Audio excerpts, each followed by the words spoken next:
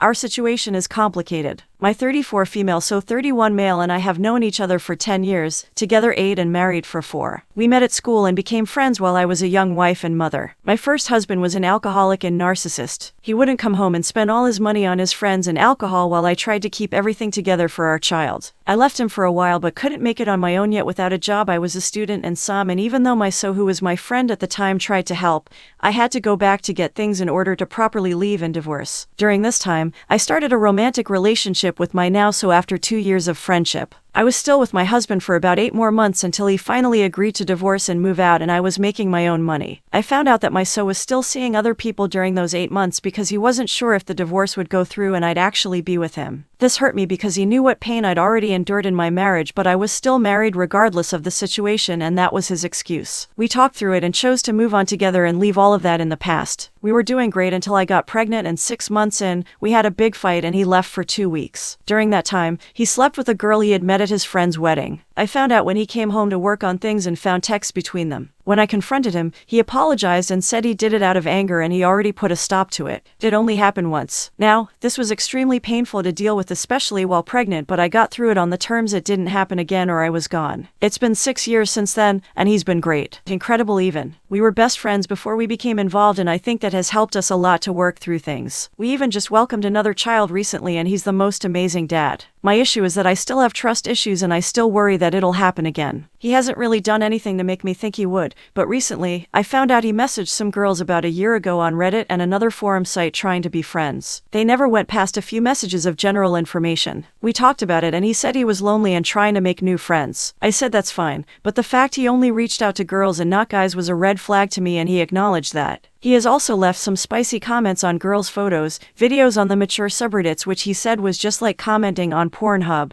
since he uses Reddit for that kind of stuff and not those sites. I'm not a prude and we both watch porn, but I also tried to explain that the comments are unnecessary and hurtful to me. He, again, has addressed them and has since just deleted his account because he doesn't want to upset me. We've done counseling together, but I feel like I get stuck in the past sometimes and let smaller things upset me. I just don't know why I can't get over stuff that happened so long ago. I still have nightmares and triggers. We both love each other greatly and I know we can continue to get through this, but some days the pain is so fresh I don't even know how to breathe. Is there anything else I can do? Or conversations we need to have? I just genuinely feel so messed up and we've literally been through hell and back with each other, so even though our relationship is solid right now, why am I waiting for it to explode? Will it ever get better? He's shown remorse and has never faltered in trying to prove he has changed and wants us to work. But after 3 kids and seeing the young perfect-bodied girls he watches to get off to, I'm feeling like I'm not going to be enough for him much longer. Thanks if you made it this far. Over a year later, what I've learned. To catch anyone up TLDR, I left my wife after years of neglect and her constant cheating. I caught her multiple times over the last 3 years plus of our 12-year marriage, stayed in it for the kids, finances, etc., etc., etc. She started out by being remorseful but ended up being resentful that I kept stopping her. Before I found out actually proof, I had a gut feeling for years she was doing something wrong. I should have listened to my gut then. Anyways, that was then, this is now. I took the high road. I didn't get bitter. I didn't fight for every penny I had. I prioritized my mental health over money during the divorce. We used a mediator. Things went well. I only really had to put my foot down once and say fuck you, lawyer up, and she backed down. All in all, went really smooth. Now, I know this is not the same for everyone. I'm dating this woman who is in a bitter divorce now, separated for over 2 years.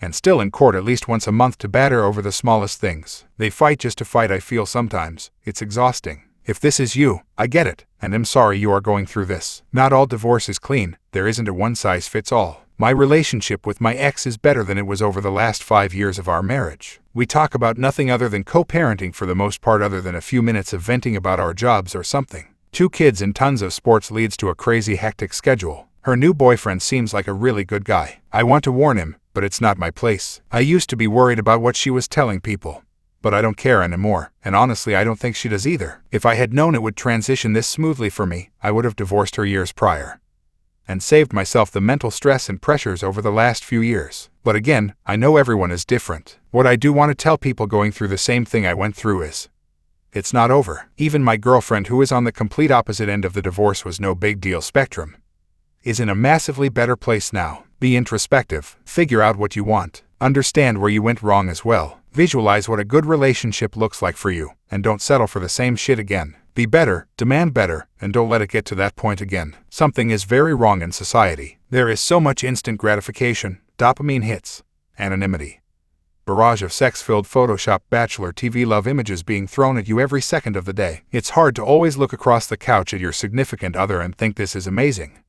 I'm so lucky. It goes for your partner as well. Some just have more self-control, or better friends, to keep you from sitting your married life in front of an oncoming train. Funny thing, when I found out my wife was cheating, I also found out her two best friends were also cheating. All three of them are now divorced. They all encouraged each other. They bragged about it. They all refused to mature, grow old, settle down. I can't tell you how many times I heard I still mentally feel like I'm in college. I don't feel 30, 35, 40. Every birthday was the same, and the drinking was worse. Sad really. Anyways, my advice, don't sit there and try to repair something that is beyond broken. There is so much better out there, especially if you are sure of what you are looking for. In the end, I do believe that being single for the rest of my life was better for me mentally than staying in a broken and abusive relationship. Go Google how to file for divorce in your state. Download the paperwork. Make it a real possibility in your mind. Then when the time is right, you can make the right move for yourself if you need to. One last thing. When I did file for divorce and I sat my kids down to tell them, the first question my 9-year-old daughter had was, "What took you so long?" Kids see more than you think. Don't stay in it for them. You are teaching them what a broken relationship looks like.